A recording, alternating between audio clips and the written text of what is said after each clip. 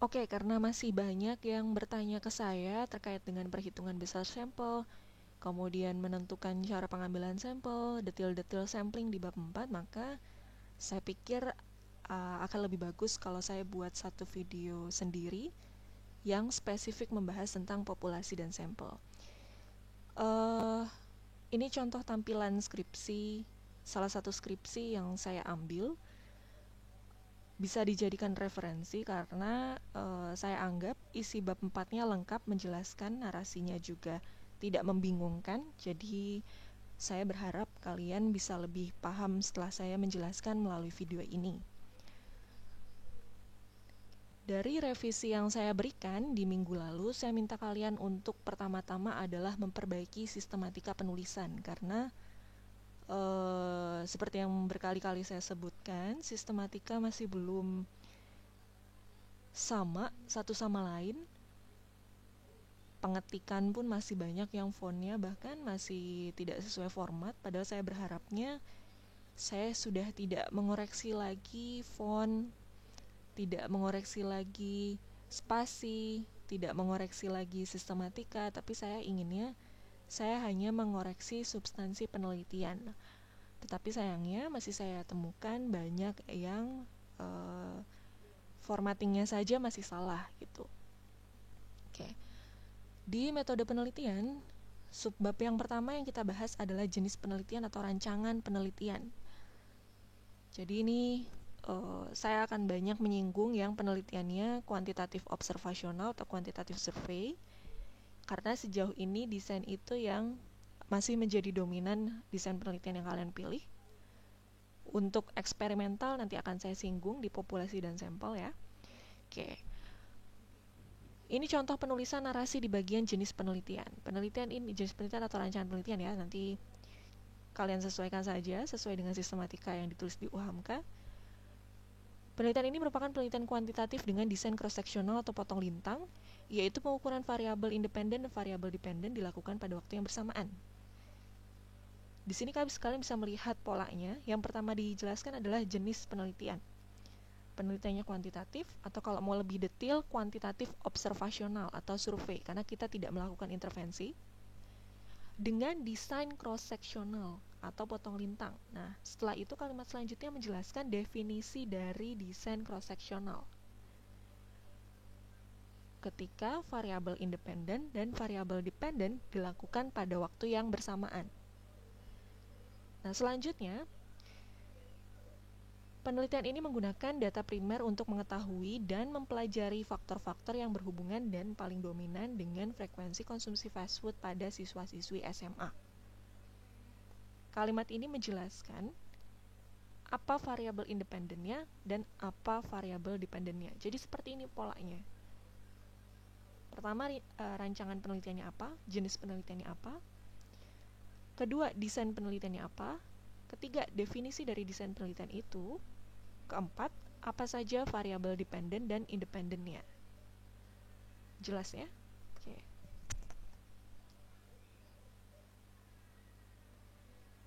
Kemudian lokasi dan waktu penelitian. Penelitian ini dilakukan pada sekolah menengah atas negeri di wilayah Kecamatan Tangerang Kota, Kota Tangerang. Pemilihan lokasi tersebut dikarenakan Kecamatan Tangerang Kota merupakan kecamatan yang paling berkembang dan memiliki banyak mal serta restoran fast food dibandingkan dengan kecamatan lainnya di Kota Tangerang.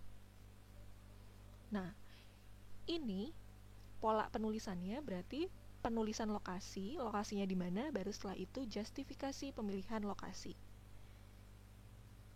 Kalau di dalam metode penelitian, di dalam penulisan skripsi, biasanya setiap orang itu punya style tersendiri atau gaya tersendiri. Jadi jangan heran kalau kalian melihat atau membaca skripsi ya, satu sama lain style-nya berbeda. Ada yang menyebutkan justifikasi di lokasi dan waktu, tapi ada juga yang tidak. Nah, sekali lagi itu masalah style, tidak mempengaruhi atau tidak berpengaruh terhadap substansi metode penelitian, tetapi akan lebih bagus jika kita menyebutkan kembali justifikasi pemilihan lokasi. Selain mungkin kita sebutkan juga di bab 1 ya, di bagian latar belakang, tetapi tidak ada salahnya itu disebutkan lagi di bab 4 untuk memperjelas kepada pembaca.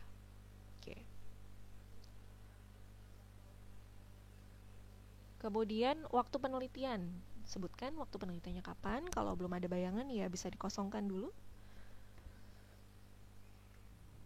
Masuk ke populasi dan sampel. Nah ini yang masih banyak dilakukan kesalahan bagian ini ya kemarin.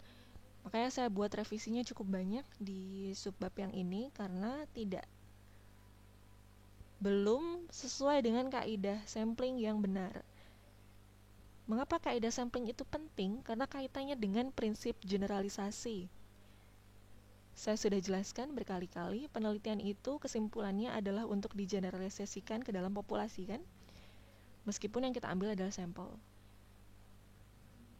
Maka cara kita mengambil sampel itu menjadi sangat penting karena kalau sampelnya tidak diambil dengan kaidah yang tepat, hasil penelitian tidak akan bisa digeneralisasi. Kalau tidak bisa digeneralisasi, artinya hasil penelitian menjadi diragukan hasilnya, bias atau tidak. Metode samplingnya kira-kira sesuai atau tidak dengan tujuan penelitian. Kemudian besar sampelnya, ideal tidak. Kalau kita menetapkan misalnya studi kita confidence intervalnya 95%, alfanya 0,05, powernya 90%.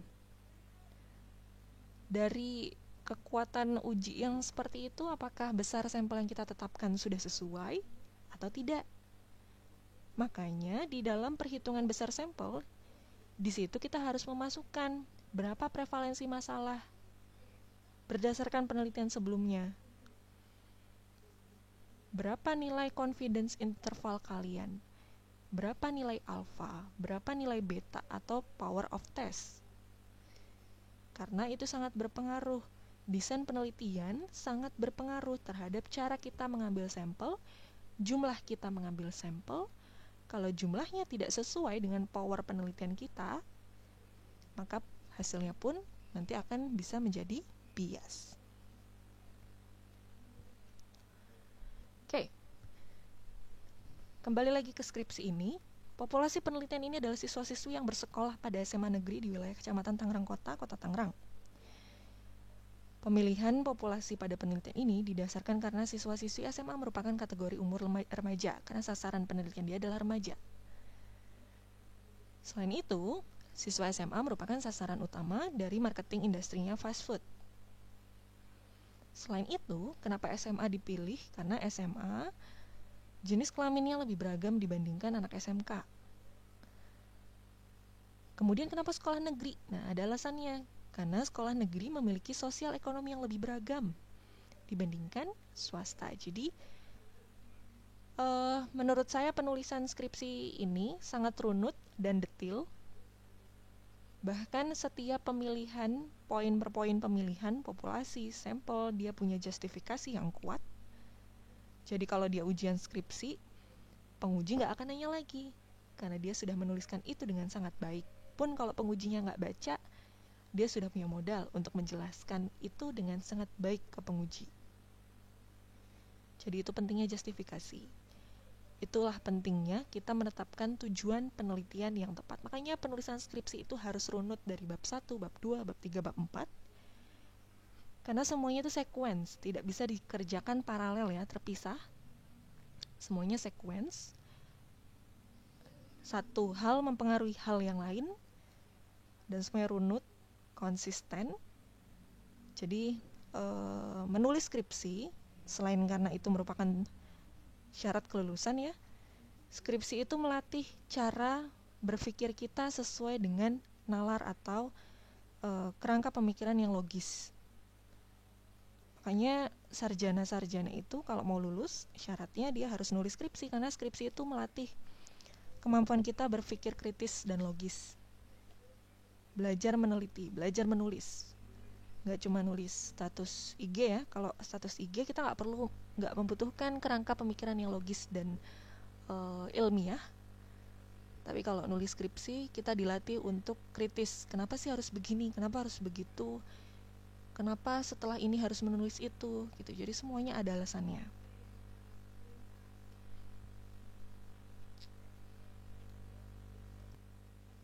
Nah, lanjut ke bawah. Oke, setelah kita menentukan populasi, sudah jelas nih populasinya di sini. Setelahnya kita menentukan kriteria inklusi dan eksklusi kalau ada.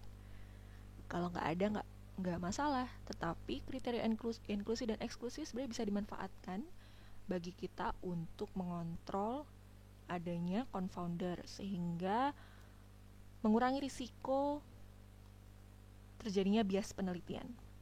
Oke.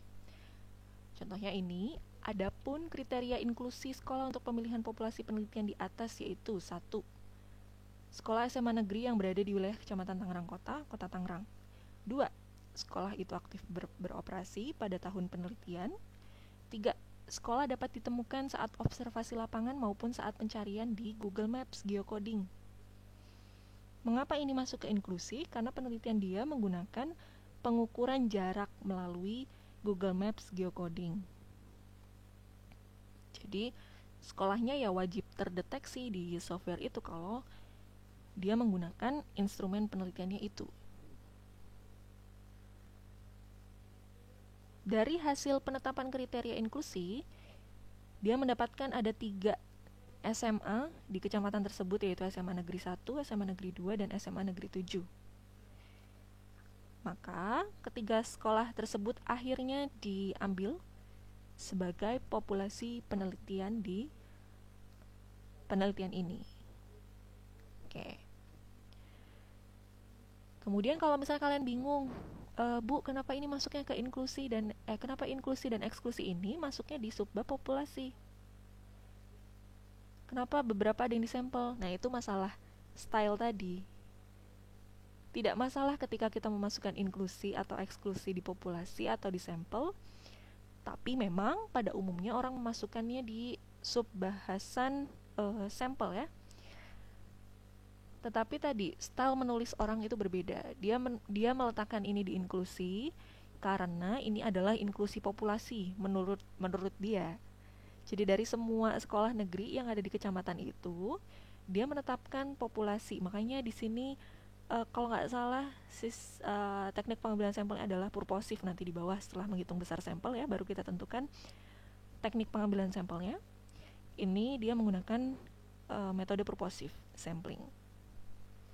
Jadi sekali lagi kita tidak perlu meributkan style, tidak perlu membingungkan style penelitian, tapi pikirkanlah bagaimana cara agar penelitian kita runut, logis. Kemudian bukti-bukti yang mendukungnya adalah bukti-bukti ilmiah, tidak asal mengutip sana sini. Kemudian pun kalau kita memutuskan untuk mengambil satu metode ya, misalnya saya bilang kalau di penelitian usahakan pakai studi pendahuluan kalau sebelumnya nggak ada data masalah penelitian. Ada kata-kata kalau sebelumnya nggak ada data masalah penelitian. Artinya kalau ada ya nggak perlu melakukan studi pendahuluan, karena studi pendahuluan dilakukan kalau di situ benar-benar nggak ada penelitian yang melakukan, nggak ada peneliti yang melakukan penelitian, dan kita nggak bisa dapat data sama sekali di situ sebelumnya masalahnya berapa. Nah, hal-hal seperti itu kan masuknya ke desain penelitian. Itu tergantung sama peneliti. Jadi tugasnya dosen medlit adalah memberikan opsi bahwa di penelitian itu kita bisa melakukan ini. Stepnya begini. Untuk menentukan penelitian dia mau seperti apa, itu keputusan peneliti. Pun misalnya di penelitian eksperimental, saya bilang bahwa kita bisa melakukan metode untuk mengontrol bias dengan cara melakukan randomisasi, crossover, blinding, ya. Itu bisa dilakukan sebagai opsi. Tetapi apakah harus? Tidak juga. Kalau kita merasa desain penelitian kita sudah cukup baik untuk bisa mengontrol confounder, untuk bisa menghindari bias, kita tidak perlu melakukan placebo, crossover, randomisasi, kemudian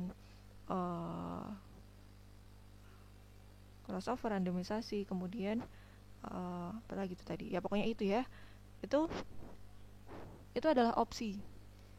Seyogianya metode yang ideal, desain yang ideal seperti itu.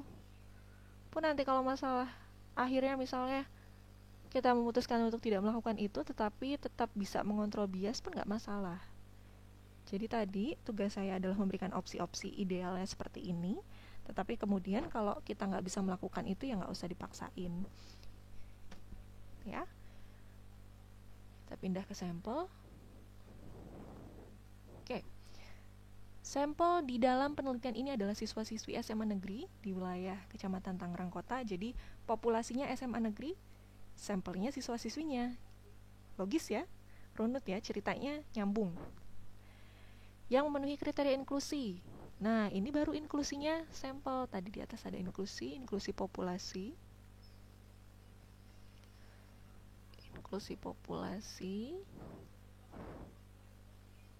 Bawahnya inklusi juga, tetapi inklusi sampel.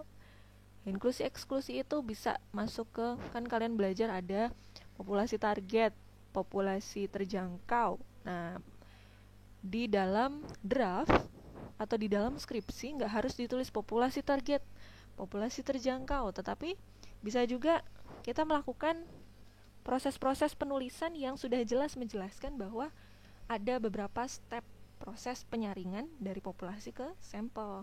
Itu sudah cukup menjelaskan.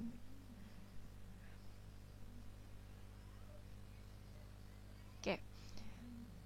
Kriteria inklusi sampelnya adalah siswa-siswi kelas 11 SMA di wilayah tersebut dan berada di lokasi penelitian dan menyetujui menjadi responden penelitian. Jelas, karena kita perlu menggunakan informed consent. Alasan pemilihan kelas 11 dikarenakan siswa kelas 3 sedang sibuk untuk mempersiapkan diri dengan ujian akhir. Ini justifikasi juga. Cuma ini justifikasi sampel ya. Seperti yang saya bilang tadi, skripsi ini cukup baik menjelaskan justifikasi dari step by step. Ada alasannya, kenapa harus ngambil ini, kenapa harus ngambil itu, supaya kuat, supaya logis. Sedangkan siswa kelas 1 merupakan waktu transisi dari SMP, jadi mereka masih beradaptasi sama lingkungan, masih berkenalan dengan teman sebaya, belum punya geng, sehingga kurang representatif menggambarkan pengaruh dari tren konsumsi fast food. Kemudian kriteria eksklusi adalah siswa-siswi yang tidak masuk sekolah atau tidak ada dalam kelas saat penelitian berlangsung dan menolak untuk menjadi responden penelitian. Sekali lagi nih style, kalau kita memutuskan untuk tidak menulis ini karena sudah jelas ya kalau dia tidak ada di sekolah ya berarti tidak diambil menjadi menjadi sampel. Oke. Nah, ini yang menjadi banyak sekali pertanyaan terkait dengan perhitungan besar sampel. Pada penelitian ini jumlah sampel ditentukan dengan menggunakan rumus pengujian hipotesis untuk uji dua proporsi. Ini sumber bukunya dari Aryawan 1998. Kalau rumusnya ini, rumusnya si Lemshow. Teori ini yang bikin namanya Lemshow. Rumus ini bisa ditemukan di bukunya Aryawan 1998. Rumusnya rumit ya, ada P1, ada P2, ngitungnya gimana itu?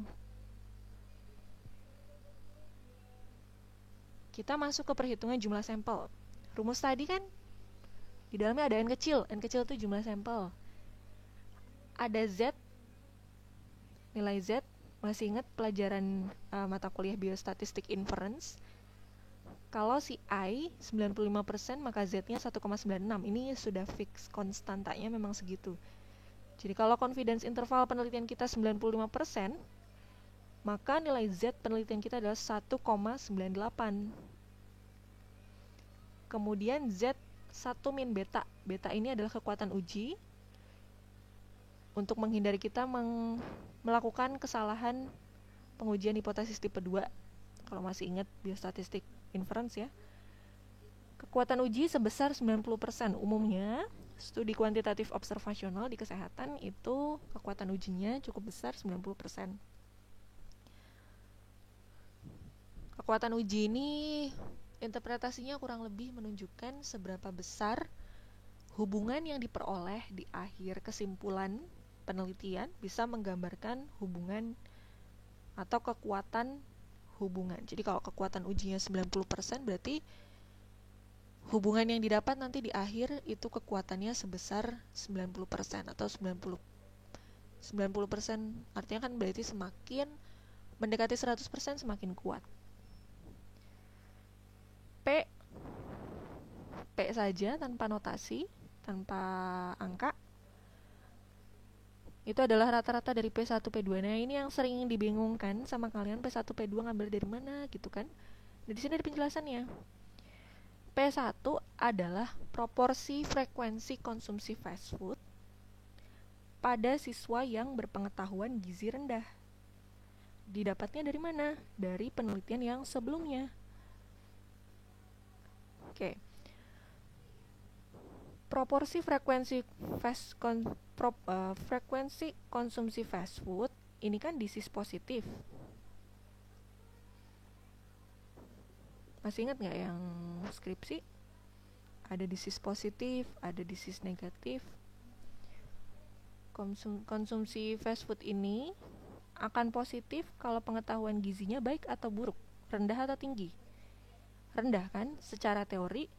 Kalau dia pengetahuan gizinya rendah, dia akan cenderung mengkonsumsi fast food lebih banyak. Artinya, pengetahuan rendah adalah exposure positif. Konsumsi fast food, disease positif. Berarti P1 adalah proporsi ketika disease positif dan exposure positif.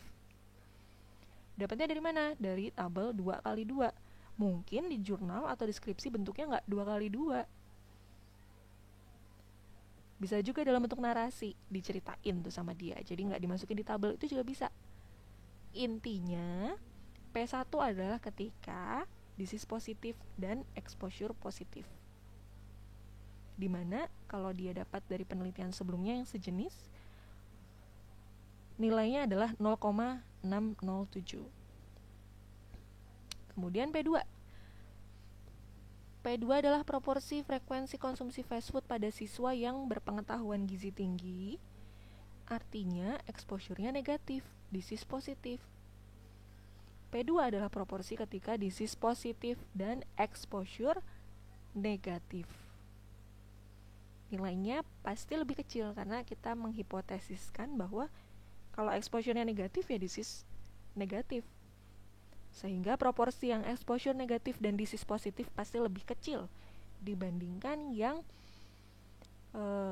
exposure positif dan disease positif atasnya, P1-nya. Nah, sekarang kita lihat Febner ini kita selesaikan dulu ya. Alpha itu artinya derajat kemaknaan, umumnya 0,05 karena si I-nya 95%. Ini sudah tidak akan saya jelaskan lagi di sini karena di biostatistic inference pasti sudah dijelaskan.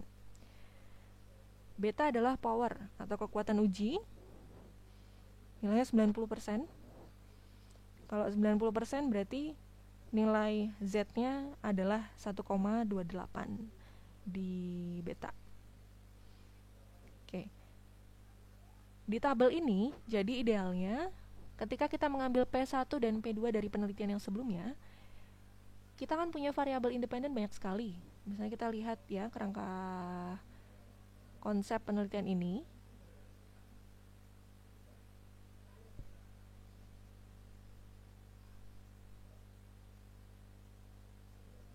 Ini kerangka konsepnya.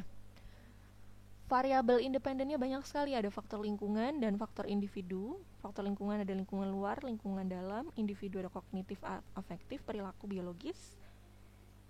Variabel dependennya adalah frekuensi konsumsi fast food. Nah, kalau kita punya banyak variabel independen, yang mana yang harus kita cari P1, P2-nya? Jawabannya bisa yang mana aja. Idealnya kita ambil lebih dari satu, kita hitung, yang mana yang paling besar itu yang kita ambil. Oke. Contohnya,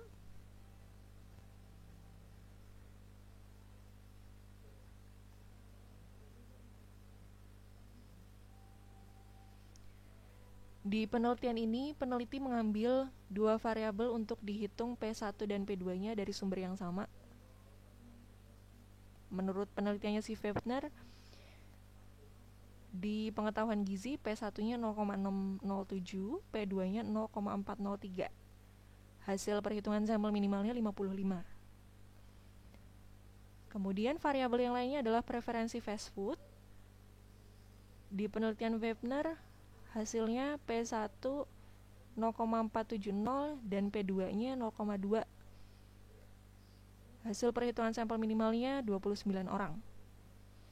Karena yang paling besar di antara dua variabel ini adalah pengetahuan gizi, maka sampel yang terbesar inilah yang diambil untuk penelitian kita.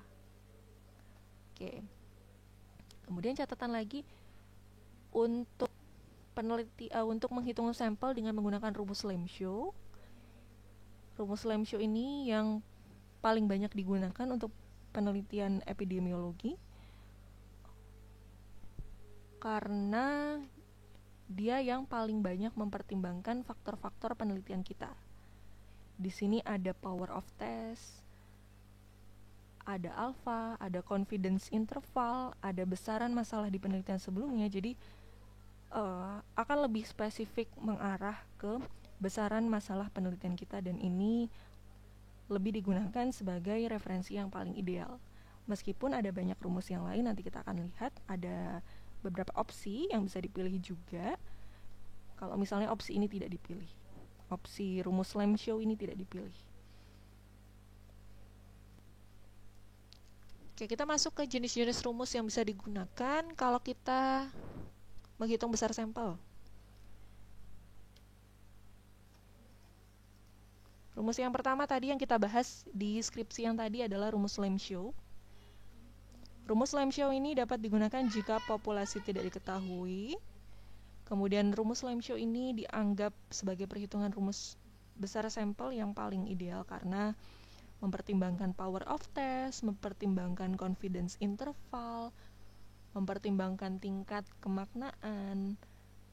Jadi secara statistik akan lebih besar peluangnya untuk menghindari kesalahan uji hipotesis. Ada 4 rumus di dalam rumus Lemshow. Pertama, besar sampel untuk estimasi proporsi, besar sampel untuk estimasi mean. Ini untuk uji univariat. Estimasi proporsi berarti kalau variabel kita adalah variabel kategorik. Estimasi mean berarti kalau variabel kita adalah variabel numerik. Kemudian besar sampel untuk uji hipotesis beda 2 proporsi. Besar sampel untuk uji hipotesis beda 2 mean. Ini untuk uji bivariat. 2 proporsi kalau variabel kita kategorik, 2 mean kalau variabel kita numerik. Ini rincian rumusnya. Ini untuk estimasi proporsi.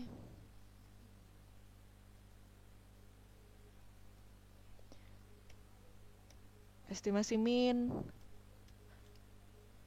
uji hipotesis beda 2 proporsi, dan uji hipotesis untuk beda 2 mean. Di sini ada banyak sekali angka yang harus dimasukkan, sehingga WHO membuat software khusus untuk membantu kita menghitung besar sampel dengan menggunakan rumus Lemshow ini. Namanya software sample size. Oke, kita coba menghitung menggunakan software sample size. Oke, sebelum kita menghitung, saya mau singgung sedikit penelitiannya Webner yang tadi digunakan sama skripsi ini untuk diambil P1 dan P2-nya itu sebenarnya apa judulnya. Jadi ini penelitiannya. Webner tahun 2003, judulnya faktor-faktor yang berhubungan dengan frekuensi konsumsi fast food di Sekolah Dasar Al-Azhar Syifabudi Kemang, Jakarta, skripsi FKM UI. Kalian perhatikan judulnya serupa dengan penelitian ini, variabel independen dan variabel dependennya sama. Variabel dependennya adalah frekuensi konsumsi fast food. Independennya tadi ada banyak faktor. Dan faktornya nggak ditulis di judul ya. Jadi untuk menghitung besar sampel menggunakan rumus Lemshow, untuk mengambil P1 dan P2-nya, kita bisa mengacu pada paper penelitian sebelumnya, bisa skripsi, bisa tesis, bisa jurnal, bebas. Yang penting kita tahu besaran masalah di wilayah tersebut, di populasi tersebut. Pun kalau kita nggak dapat nih, misalnya anak SMA-nya nggak ada nih yang di Tangerang, skripsi saya kan tadi di Tangerang gitu ya. Ini pun respondennya sama, anak sekolah dasar malah. Tapi poinnya apa? Poinnya kan di skripsi yang tadi kita bahas, itu kenapa dia meneliti fast food di populasi penelitian itu, karena sekolah itu adalah sekolah yang letaknya di pusat kota, cenderung jajannya fast food pulang sekolah gitu, karena deket banget sama restoran fast food. Kayak satu jalan itu ada 3 restoran fast food di situ. Nah, artinya di latar belakang, nah itu sekali lagi kan kita berhubungan sama bab yang lain ya.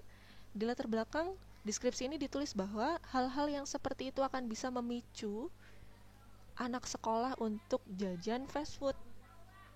Nah, kenapa dia mengambil skripsi ini untuk mengambil dasar P1 dan P2? Karena di sekolah ini dia mengambil sekolah yang berada di Kemang. Kemang itu kan banyak restoran fast foodnya.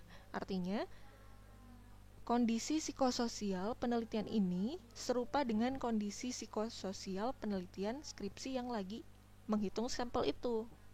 Jadi ini bisa dijadikan sebagai salah satu referensi, karena hipotesisnya yang berupa kondisi psikososial tadi itu terpenuhi di sini. Jadi apa tadi? Kita melatih diri kita untuk berpikir logis, menghubungkan satu teori dengan teori yang lain. Kemudian di situ kita bisa mengkritisi, kira-kira kalau saya mengambil P1 dan P2 dari penelitian ini bisa nggak ya? Nah, itu jawabannya bukan di saya. Kalau kalian tanya ke saya nggak akan tahu, karena yang tahu penelitian kalian, kenapa kalian meneliti itu adalah kalian sendiri. Jawabannya itu kalian yang mengetahui kira-kira penelitian itu bisa dijadikan rujukan nggak untuk mengambil P1 dan P2-nya. Begitu. Oke, kita lanjutkan. Selanjutnya kita akan mencoba menghitung sampel pakai contoh yang udah ada dengan menggunakan software sample size. Sebentar, ini ukurannya saya perkecil dulu biar kelihatan semuanya. Oke. Di software sample size, kalau ada yang nggak bisa klik estimate setelah memilih, setelah mengklik rumusnya, berarti kalian harus mengcopy satu folder yang link foldernya sudah saya share ke page masing-masing. Di uji sampel size ini ada banyak jenis penelitian observasional, bahkan di sini ada case control. Case control bisa pakai ini, 3.1a kalau si I-nya 95% dan 3.1b kalau si I-nya 90%. Jadi software ini tuh sangat memudahkan kerja kita untuk menghitung besar sampel, karena masih banyak pekerjaan lain yang menunggu di penelitian kita ya, nggak cuma besar sampel. Maka WHO membuat software ini untuk memudahkan kita menyelesaikan salah satu part atau salah satu bagian di penelitian kita. Nah, untuk skripsi ini, kalau kita pilih dari PPT tadi, berarti yang mau digunakan adalah besar sampel untuk uji hipotesis beda 2 proporsi. Kenapa? Karena variabelnya kategorik, ujinya bivariat. Oke, jadi itu alasannya. Maka yang digunakan adalah 2.2b. Karena 2.2b hipotesis test for two population proportion dalam kurung two side test atau uji hipotesis untuk 2 proporsi. Ya, setelah itu klik estimate. Nah, keluarlah dialog box seperti ini. Di dalamnya ada alfa, ada 1 min beta, ada nilai P1, P2, dan di sini adalah hasil hitungnya. Kalian perhatikan, box yang paling bawah ini adalah box rumus manualnya. Kalian lihat, rumus ini sama persis. Rumus yang ada di software sample size ini sama persis dengan rumus di rumus Lemshow, karena memang sample size ini spesifik untuk rumus Lemshow. Nah, kita tinggal memasukkan data-data yang sesuai dengan penelitian kita. Alfanya 0,05 karena si I-nya adalah 95%. Di sini alfanya 0,05, masukin 5 di sini karena yang dimasukkan tingkat di sini adalah dalam persen. Tingkat signifikansinya dalam persen. Kemudian ini power of test atau betanya di sini 90% sesuai dengan yang mau kita uji 90%. Kemudian P1 dan P2 tinggal dimasukkan tadi. Kalau P1 disease positif, exposure positif, P2 disease positif, exposure negatif. P1-nya dalam persen adalah 60. Bukan dalam persen, ini dalam desimal ya. 0,6. Dan di sini tidak mendeteksi koma, harus pakai titik. 0,607.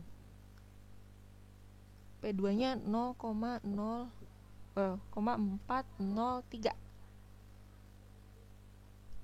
0,607 dan 0,403. Ini sebenarnya N-nya 125.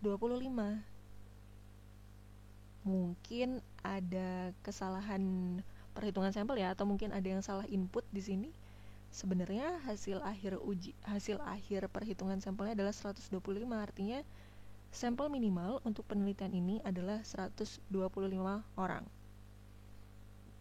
Jadi ada koreksi di sini. Tidak semua yang kita baca itu bagus ya, atau ideal. Pun kalau ada kesalahan hitung, jangan diikuti. Kemudian variabel selanjutnya yang mau dibandingkan juga adalah preferensi fast food, di mana nilai P1 adalah 0,470. Masukkan di sini 0,470. P2-nya adalah 0,2. Masukkan di sini 0,2. Dapat sampel minimalnya adalah 63. Atau mungkin powernya beda, powernya sama ya, 90, alfanya 5, sama kok. Ada kesalahan hitung di sini, mungkin beliau menghitungnya manual, jadi salah hitung. Seharusnya ini. Nah, tadi kan yang pertama 125, kemudian yang kedua 63, jadi yang kita ambil adalah yang jumlahnya paling besar, yaitu 125. Jadi seperti itu cara kita menggunakan software sample size. Kemudian kita lanjut ke paragraf yang selanjutnya. Proporsi yang digunakan pada perhitungan di atas menggunakan proporsi frekuensi fast food pada siswa yang berpengetahuan gizi tinggi dan rendah. Hal ini dikarenakan pada perhitungan di atas jumlah minimal sampel dari variabel pengetahuan gizi terbesar. Jadi akhirnya itu yang dipilih sebagai besar sampel minimal. Dari perhitungan di atas didapatkan jumlah minimal sampel yang diperlukan adalah, nah ini ada kesalahan ya tadi ya, seharusnya 125 orang.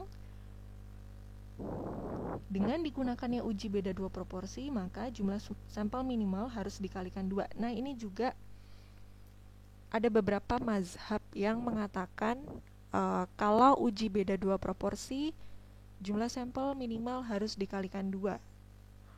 Tetapi ada juga yang bilang tidak perlu. Jadi cukup itu saja yang digunakan sebagai besar sampel minimal.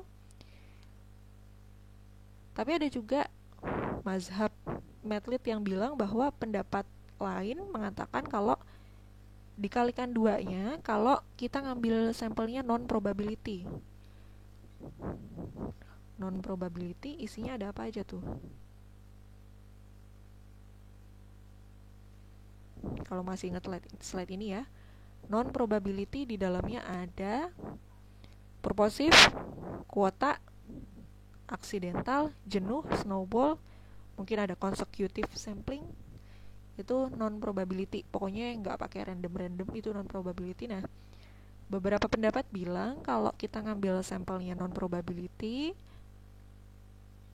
maka harus dikalikan 2, tetapi tidak semua mengatakan seperti itu. Jadi sekali lagi, di dalam Medlit selama sumbernya valid, kita bisa menggunakan itu sebagai landasan untuk menentukan suatu metode atau desain. Jadi sah-sah saja kalau semua ada sumbernya, kita bisa gunakan ya. Mau menganut yang manapun terserah, yang penting sumbernya jelas. Ini bisa digunakan karena dia mencantumkan sumber di sini. Dan sumbernya ada, benar-benar ada gitu, jadi nggak dibuat-buat. Sehingga sampel penelitian menjadi 110, karena tadi anggapan dia sampel minimalnya 55 ya. Meskipun setelah kita hitung ulang ternyata salah.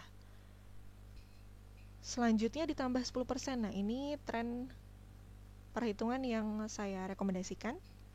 Jadi kalau kita sudah dapat sampel minimal, sebaiknya ditambahkan 10% untuk menghindari adanya drop out. Misalnya ada yang mengundurkan diri dari penelitian, atau ada responden yang mengisi kuesioner tidak lengkap dan tidak bisa dihubungi, maka buat jaga-jaga tambahin aja 10% di situ. Baru kemudian setelah kita selesai dengan penghitungan besar sampel, baru masuk ke metode pengambilan sampel. Di sini dia menarasikan pengambilan sampel diawali dengan memastikan pada populasi terdapat kategori sekolah dengan jarak yang dekat maupun jauh terhadap restoran fast food, sehingga datanya akan heterogen. Nah, ini penting. Di beberapa draft bab 4 yang sudah kalian buat, saya menemukan ada beberapa kriteria inklusi yang misalnya IMT harus di atas 25. IMT harus obes. Padahal variabel dependen dia status gizi. Kalau IMT-nya harus obes, berarti nanti hasilnya variabel dependennya adalah obes semua. Kalau variabel dependennya obes semua, berarti variabel dependennya homogen. Kalau variabel dependennya homogen, nggak akan bisa diuji bivariat. Jadi mohon diperhatikan kalau ada yang variabel dependennya misalnya status gizi, kemudian di kriteria inklusi harus masuk semua obes, ya gimana cara kita menganalisis kalau nanti semuanya obes? Dibaca lagi ya. Terus tekanan darah, misalnya variabel dependennya adalah tekanan darah, tetapi di inklusi tekanan darah harus di atas 120/80, berarti kan semuanya hipertensi, tidak bisa diuji bivariat nanti, ya. Mengkategorikan ketiga SMA tersebut berdasarkan hasil observasi lapangan, maka didapatkan kategori-kategori ini. Kita langsung masuk ke sini aja deh. Nah, pada setiap sekolah akhirnya dipilih 2 kelas. Dari 2 kelas dipilih berdasarkan rekomendasi pihak sekolah. Kemudian diprioritaskan kelas yang proporsi siswa laki-laki dan perempuannya sama untuk menghindari bias jenis kelamin. Nah, kata-kata ini adalah kata-kata purposif ya. Kita menunjuk kelas-kelas tertentu karena kelas tersebut proporsi laki-laki dan perempuannya sama. Ini salah satu contoh purposif cluster. Purposifnya alasannya karena proporsi laki-laki dan perempuannya sama. Kemudian peneliti mengambil 2 kelas pada setiap sekolah dikarenakan adanya pertimbangan bahwa jumlah minimal siswa pada satu kelas di salah satu sekolah adalah 30. Jadi dibutuhkan 2 kelas supaya memenuhi jumlah 121 tadi. Nah, ini pentingnya mengapa kita harus menghitung besar sampel dulu baru menentukan mengambil sampelnya menggunakan apa. Karena kalau kita menghitung besar sampel dulu, kita punya bayangan di satu klaster kita harus mengambil berapa supaya memenuhi besar sampel minimal. Kalau alurnya dibalik kan jadi nggak ketemu ya. Misalnya kita udah menentukan nih di awal harus pakai klaster. Kemudian dari setiap klaster di random. Kemudian dari hasil perhitungan sampel ternyata ada klaster yang tidak memenuhi jumlah sampel minimal, kan itu jadi repot lagi nanti mengubahnya. Tidak runut. Jadi urutannya besar sampel dulu, baru kemudian ditentukan bagaimana cara mengambilnya. Nah, ini contoh kerangka pengambilan sampel atau kerangka pemilihan sampel seperti yang sudah pernah saya contohkan di revisi tugas. Kerangka pengambilan sampel itu tidak ada format yang baku. Tidak ada misalnya penjelasan kerangka pengambilan sampel tuh harus ini. Gak harus seperti itu, tapi yang penting kerangka pengambilan sampel itu bisa menjelaskan dari awal kita memilih populasi sampai kita mendapatkan sampel yang diteliti. Menjelaskan alur.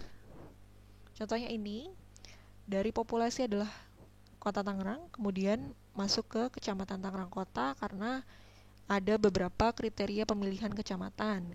Kemudian dari Kecamatan Tangerang Kota dipilih SMA Negeri karena ada beberapa kriteria pemilihan sekolah.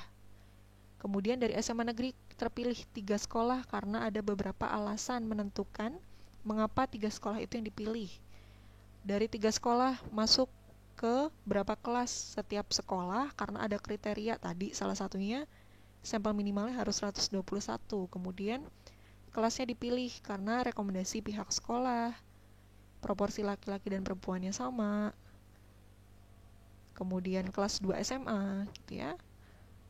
Kemudian dari sini dipilih randomisasi, merandom anak-anaknya. Pemilihan dilakukan secara acak apabila terdapat lebih dari 2 kelas yang dapat dijadikan sasaran penelitian. Kalau lebih dari 2 kelas, berarti bisa dilakukan random sampai mendapatkan 2 kelas yang diinginkan. Baru deh akhirnya didapatkan sampel penelitian yang merupakan semua murid yang ada di kelas tersebut dan telah memenuhi kriteria inklusi dan eksklusi. Jelas kan? Dari awal sampai akhir, runut, detil, ada justifikasinya, ada alasannya, kenapa harus begini, kenapa harus begitu. Sesimpel ini, gak usah pusing ya. Oke, selanjutnya pengumpulan data dan lain-lain tinggal dibaca, disesuaikan dengan penelitian masing-masing. Kita kembali ke slide tadi.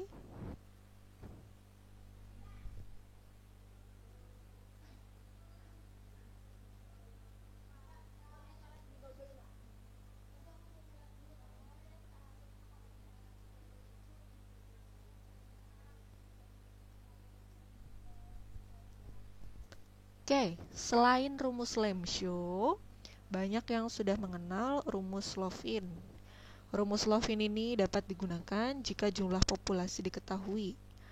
Tetapi kelemahan dari rumus Lovin adalah di dalam perhitungan sampel kita tidak mempertimbangkan confidence interval, tidak mempertimbangkan power of test, tidak mempertimbangkan nilai Z, sehingga dikhawatirkan dapat menyebabkan atau memperbesar kemungkinan kita melakukan kesalahan hipotesis tipe 1 dan tipe 2. Kalau masih ingat mata kuliah biostatistik inference ya, ada kesalahan uji hipotesis tipe 1, kesalahan uji hipotesis tipe 2.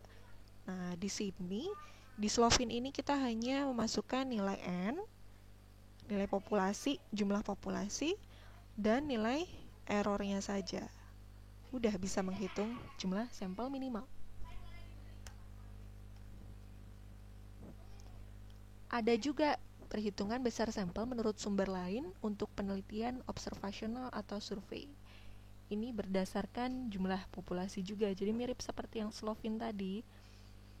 Cuma udah dihitungin dengan, di sini tidak menjelaskan ya rumusnya menggunakan apa, tetapi dia mempertimbangkan variasi populasi, confidence level atau confidence interval, dan margin error. Kalau confidence intervalnya 95%, margin errornya 5, populasinya misalnya 300, maka jumlah sampel minimalnya adalah 168 orang dan seterusnya. Ini juga bisa digunakan sebagai referensi. Kemudian kalau penelitian eksperimental klinis, clinical trial, misalnya ngasih intervensi berupa pisang ambon, outcome-nya tekanan darah, nah itu clinical trial. Ini yang perhitungan yang paling banyak dilakukan atau digunakan, ada yang dinamakan dengan frequentist approach. Menggunakan rumus ini ya, di mana Z adalah pasangannya si I tadi, konstanta. Kalau si I-nya 95%, maka Z-nya 1,96.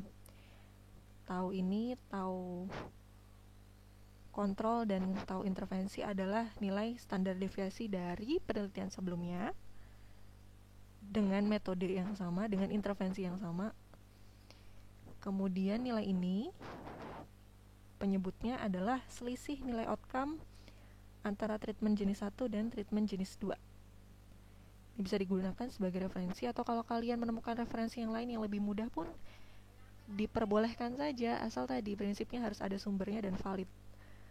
Contohnya, misalnya kita akan menguji tingkat kesuksesan suatu obat baru yang bisa menurunkan tekanan darah sistolik. Kemudian Nilai penyebutnya atau nilai selisih outcome antara treatment obat 1 dan obat 2 adalah 10 mm raksa karena tekanan darah ya. Kemudian power testnya 90%.